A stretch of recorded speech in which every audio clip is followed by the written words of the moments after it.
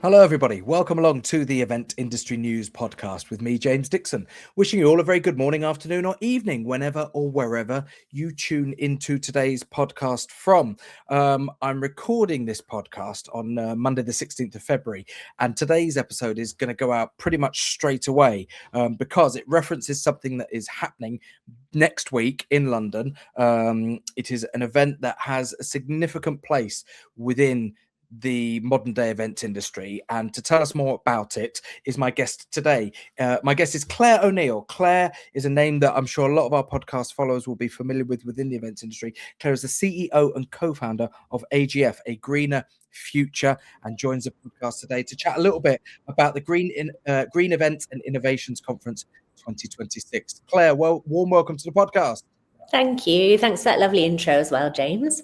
Not a problem at all. And yeah, we're here today to talk about GEI 2026, what's going to be on the agenda, what sort of things are going to be discussed. For those podcast listeners and followers who might not be familiar with AGF, would it be sensible maybe to give a little bit of context, first of all, about who you are and what you do and what its place is within the events industry? Yeah, sure. So AGF, it used to be called a Greener Festival back in the day, and then we developed into a Greener Future over the years.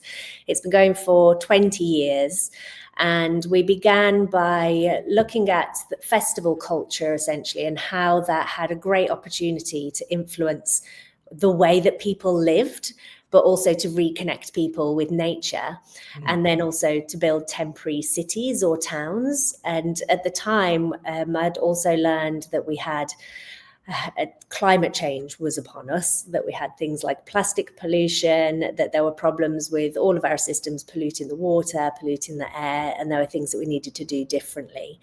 So I thought, how can we take essentially something that's so inspiring and make it into a tool for change? Over the years, that then developed to start to work alongside artists, to work alongside venues, tours, and all different parts of the events industry. So we began with a certification for festivals, then that became training for sustainability managers for events, and then this went on to become a Green Artist Rider, venue guidance, Greener Arena certification, and we do consultancy for all types of event industry organizations for sustainability at this point.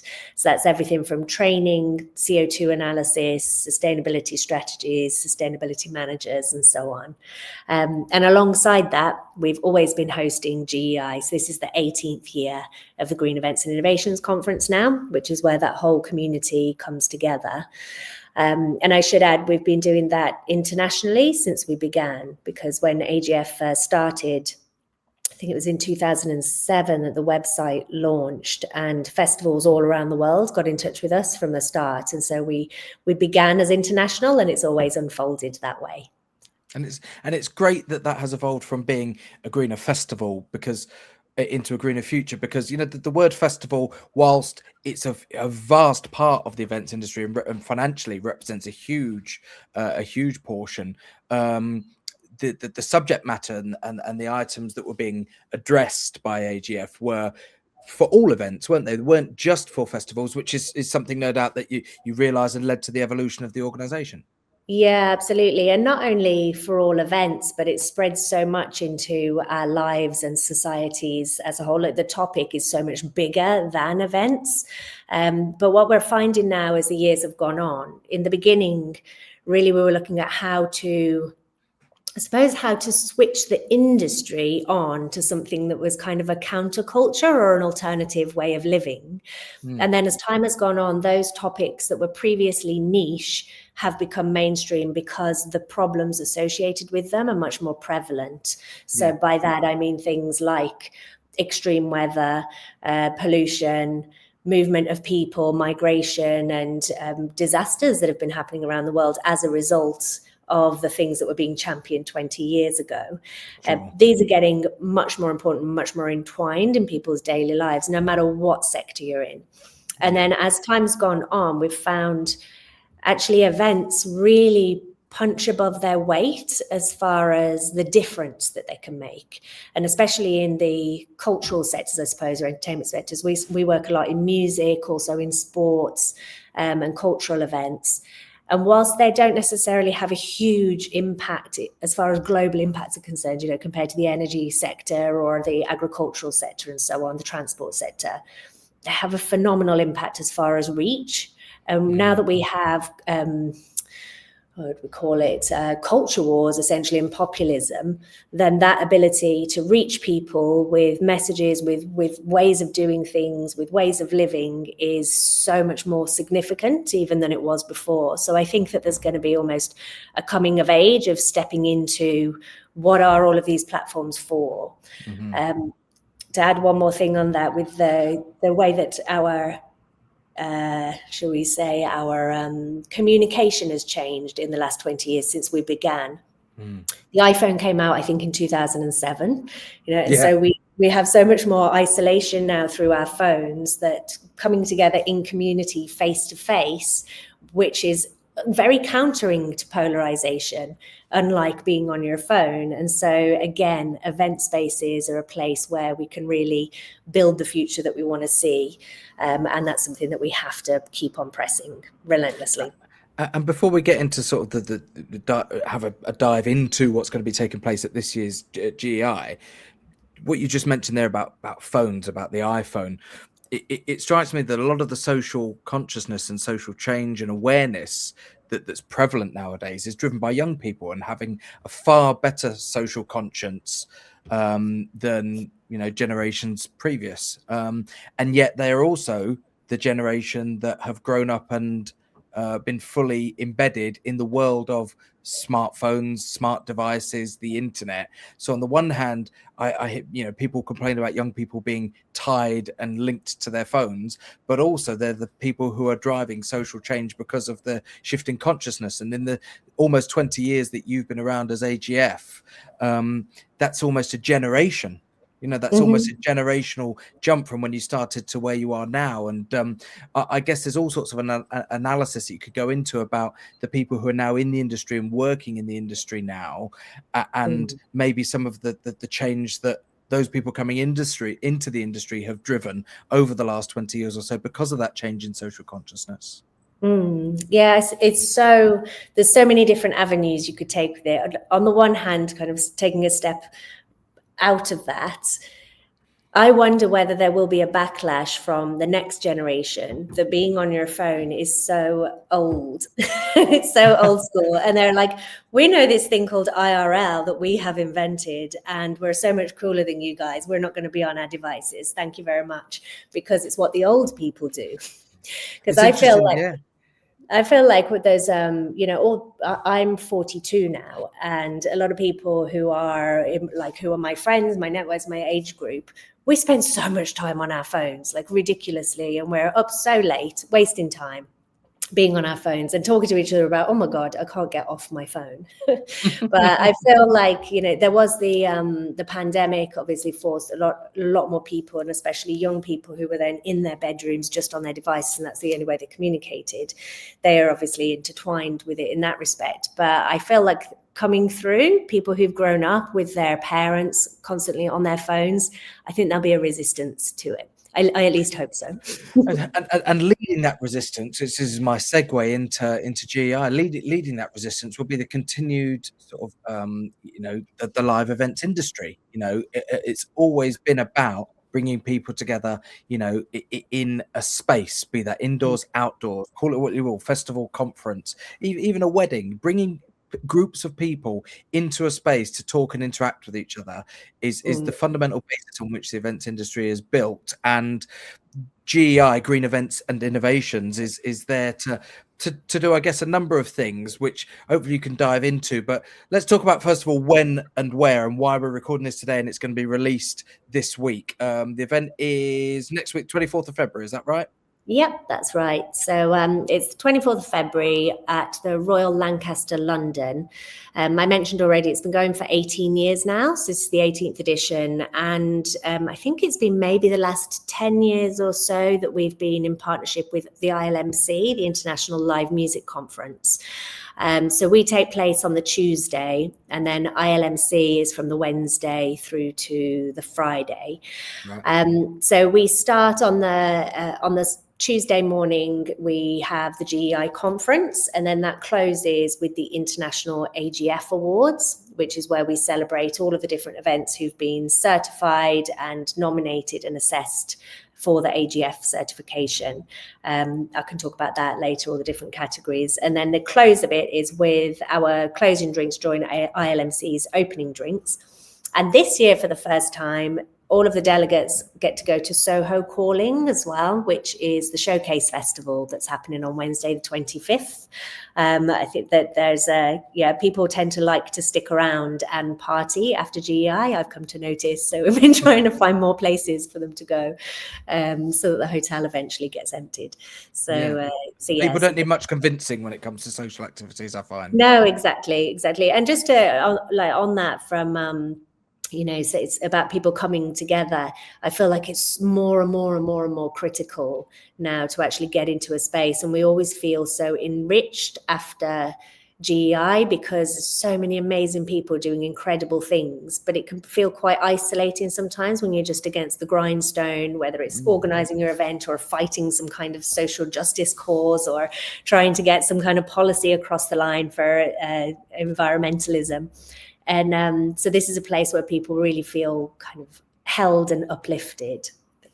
I took a look at the agenda on the website, and we'll give the website out at the end of the podcast, everybody. So if you want to find out more, we'll make sure that all those details are there and in links, etc. when it gets published. But I took a look at the agenda, and one thing that struck me fairly swiftly looking through the agenda, I thought, hold on, this is all happening on one day. There's an awful lot of content sessions, but when I looked at the specific timings of them, one thing I noticed is a lot of them are quite short sessions compared to when people go to conferences and they're used to sort of 45-minute, 1 hour long sessions. A lot of them might only be 15 minutes long, and that struck me straight away. I've always said that shorter sessions are good for provoking and promoting conversation afterwards, rather than not boring people, but cramming as much as you can into an hour and answering all the questions. A short session is almost, in some respects, designed to create more questions than it started with. Is that the case when it comes to programming? Yeah, also to help people get to the point as well, because we don't want people sitting there doing their emails while someone's just waffling on, not really saying anything. That doesn't happen at GI, though. We always have fantastic speakers. But what we've done this year, we've actually changed. There's something new this year, that in the beginning we had one room and I think there was like 35 people or something in one room, and they were the only people that were interested in sustainable festivals at the time. And then it's grown over the years. It's been 2 rooms now, I think, for maybe the last 8 years or something like that. And this year we've added a 3rd room, and people listening to this are event organisers. I thought, if I add a 3rd room, then it'll be a lot easier on fitting things in that we always want to deep dive into in the programme but don't have the space. And obviously it's made it just a 3rd more complicated than it was before to organise. But what we've done is in the 3rd room, that's essentially where we want to do case studies or deep dives into really quite niche topics. So for instance, we've got the deep dive into toilets, the lose you choose. We can really look at, if you want to know about toilets and what is sustainable about toilets, this is the place that you go. But that's not necessarily going to be a main room session that everybody is interested in. More's the pity, because it's a very important topic. So room 3, there's a lot of shorter sessions. And then we've got room 1 is, I suppose, the kind of, there's a lot of quite artistic, philosophical, difficult subjects that are in that room where you do need a bit more space for conversation and to give people like room to breathe almost in what could be quite either potentially even esoteric or very difficult conversations. So there, we don't want it to be too tight. And then in room 2, it's kind of a mixture between the two. So there's a lot of operational, very practical discussions to be had, presenting information that people need to know, but also giving the opportunity for conversation between the people in the room as well. But what we always do also is, for the people who are attending, we record the sessions, so that I really struggle with it. I'm like, I want to see everything, but some things run concurrently. So we record them so people can watch back the sessions that they missed and decide which ones they want to be at in person to engage with as well. Yeah, and one thing I wanted to ask you today is how the conference has helped event organisers to have what they may feel were difficult discussions about certain topics, because I think there's been an undeniable approach, broadly speaking, with the events industry to embrace subjects of sustainability and DEI and inclusivity and, carbon emissions and all of these things that kind of form, a bigger picture around, more sustainable events. But from speaking to event organisers, some of them have, I know for a fact, some of them have said that they find some of those conversations actually quite awkward because they might not have the experience, the understanding, the knowledge around it, and they're worried about putting their foot in it, for want of a better phrase. Is as part of the objective of GEI over the years to help break down some of those sort of reservations that people had and actually say, look, come in, let's have these discussions, let's give you that education. Yeah, absolutely. And I think the key there is not it necessarily being about giving education. There's definitely things to be learned, and by having a variety of voices and perspectives in the room, that really helps. But also by setting a very welcoming and kind space where no one is the absolute expert that understands everything in the world. And there's a lot of complexities around so many subjects. And ultimately, the message that we give out as GEI is that we want to make things better. We want to look after people, want to be kind to everyone, want to be inclusive. We won't tolerate abuse of nature or of people. And therefore, we're not going to be picking on people if they get things wrong. Everybody is learning. And there's definitely conversations and discussions that we've had in GEI that touch on nerves with people, but there's always a held space where people can have those conversations. There's an opportunity to speak to people afterwards, and it's quite a nurturing community in that respect. I think that by setting the intention of what is the purpose of the event beforehand helps people to know that what we want to do is make things better, and we're all always learning. So long as you're down with that, then there's nothing to fear. Absolutely. And I mean, in terms of the content itself is undeniably attractive to anybody who's working in the events industry. You just have to look at the agenda to see that. But we ran a story on Event Industry News a few weeks ago with a couple of just an announcement of a couple of, I suppose, what you call sort of celebrity names that have been added to the content for the agenda.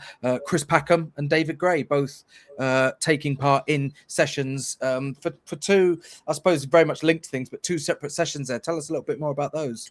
Yeah, so I'll start with David Gray. And Earth% have been our charity partner for a number of years now. If listeners don't know Earth%, it was set up perhaps 5, 6, maybe even 7 years ago. The first discussions were just before the pandemic. And it's been set up in order to essentially be, it does fund organisations both within and outside of the events sector, the music sector specifically, in order to care for the planet. So they talk about unleashing the power of music in service of the planet. And Brian Eno was one of the founders of that charity. They have a fantastic network of musicians who care about their mission in order to use their platform, their profile to protect nature, to care for Indigenous communities who ultimately protect nature, and to find ways to make the world a better place. And so through a fantastic partnership with the people at Earth%, each year they've been hosting, I think this is the 5th year, that they'll be hosting the last session, which is the keynote Earth% hour.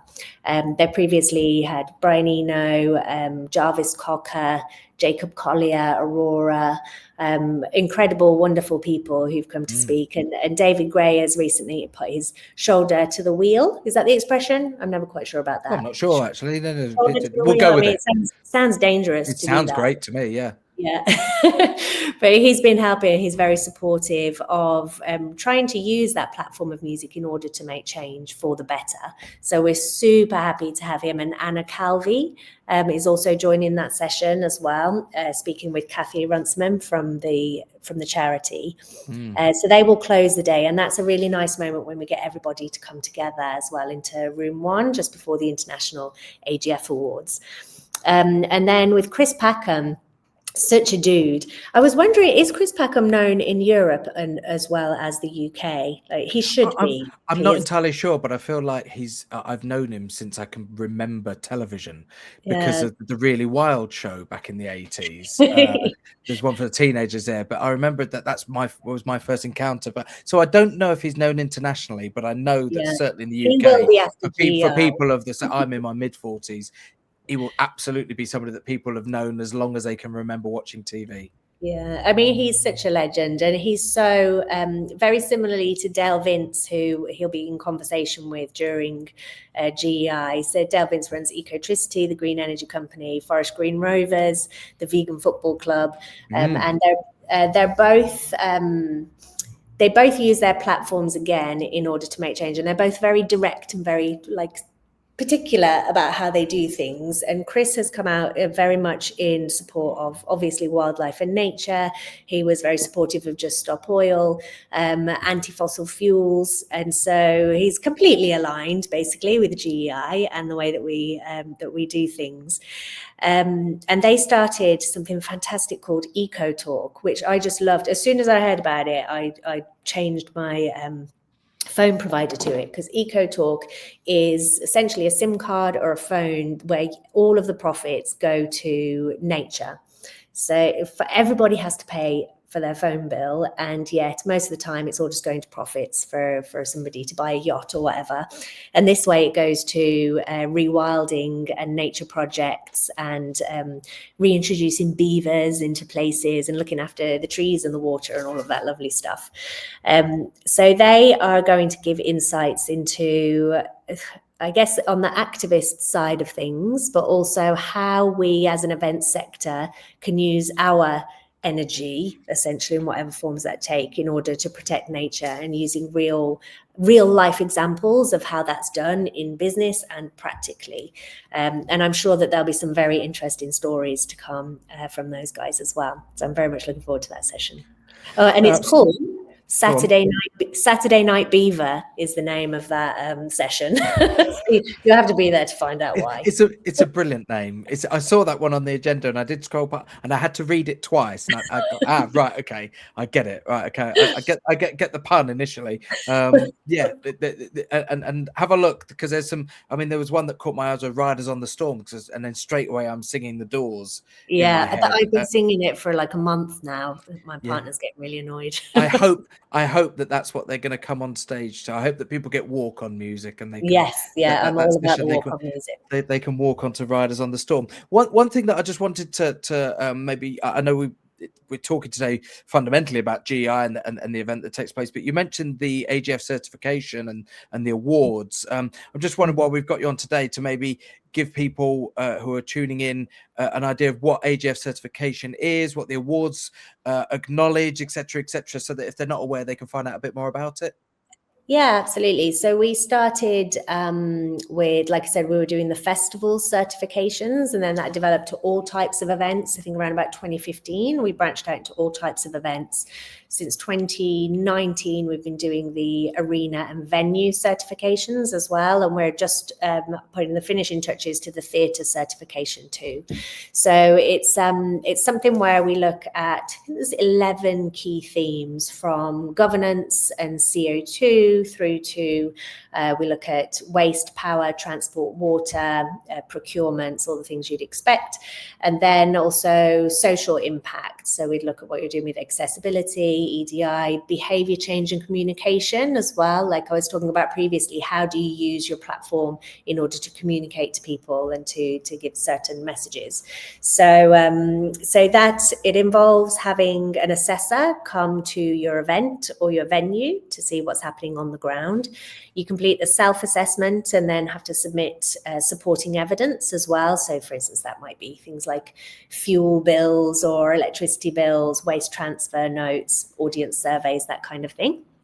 And then at the end of that, you get given a score across the various different sections that you're assessed to, and you'll have an overall grade, which is improvers, commended, highly commended, or outstanding. So any number of events in the world can apply anywhere in the world. And this is something where the certification is given. Then every February, we do this ceremony, a certification ceremony.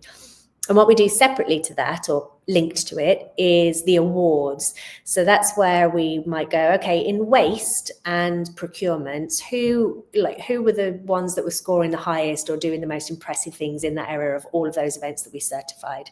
And then they become the nominees for the circularity award, for instance. And then the winner will be the one who scored the highest out of all of those certifications. So some of the categories are power, water, waste. What else do we have? Community. So which ones have been best at engaging with community? The communications, which we call the Pied Piper Award, which my team have said our Spanish delegates don't know what you're talking about with the Pied Piper Award. So, well, they'll know eventually. So we decided to keep it.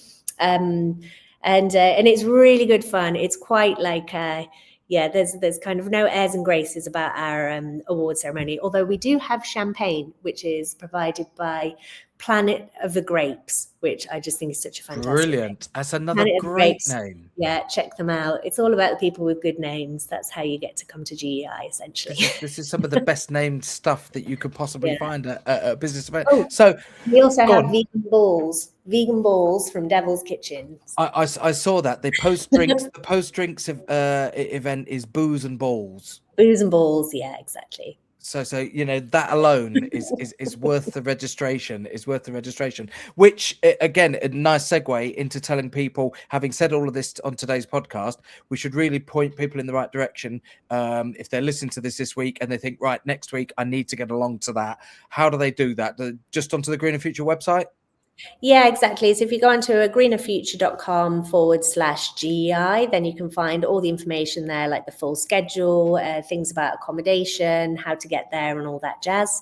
And then it can take you through to the ticket page if you want to book. And that's it's great to see the schedule on there in full for anybody, even if you've not registered, because a lot of conferences and events of this nature give you a flavor of what to expect, but they don't give you it all until you register.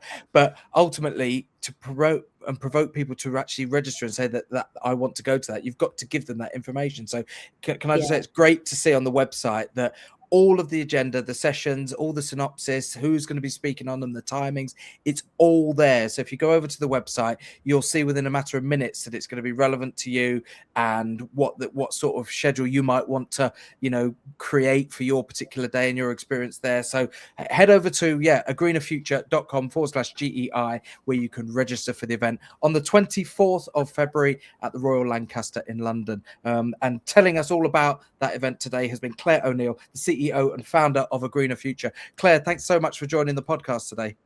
Thank you. Such a pleasure. And see you next week, hopefully. Absolutely. And before we wrap up, just a very quick couple of mentions for some stuff that's happening in the world of event industry news. First of all, the recent announcement that was made on event industry news relating to the new weddings section of the website. Weddings are a huge part of the events industry, and but haven't been represented on the website until now. So if you work in the business of weddings, if you're a venue, a planner, a supplier, anything of that nature, and weddings represents part of your business, there is now a dedicated home for all of that news, information, and suppliers on event industry news. Just go to the website, eventindustrynews.com, click on news, and then you'll be able to go to the dedicated weddings section of the website. That was announced just a couple of weeks ago. And also just a reminder to subscribe to the podcast. If you're listening to this today via your audio podcast provider, please make sure that you go over to eventindustrynews.com, where you can see video versions of all the podcasts. And indeed, if you've started your journey there today and you're watching this podcast on the website, make sure you go in the opposite direction to wherever you get your audio podcasts from, and make sure that you like and subscribe so that you get all of the episodes as they drop each week. My thanks again to Claire O'Neill from the AGF for joining us today and telling us all about GEI 2026. Good luck with it next week, Claire. Hope it goes well. Thanks for taking the time today. Thank you. And thanks everybody for watching. We'll see you on the next edition of the Event Industry News podcast. Goodbye.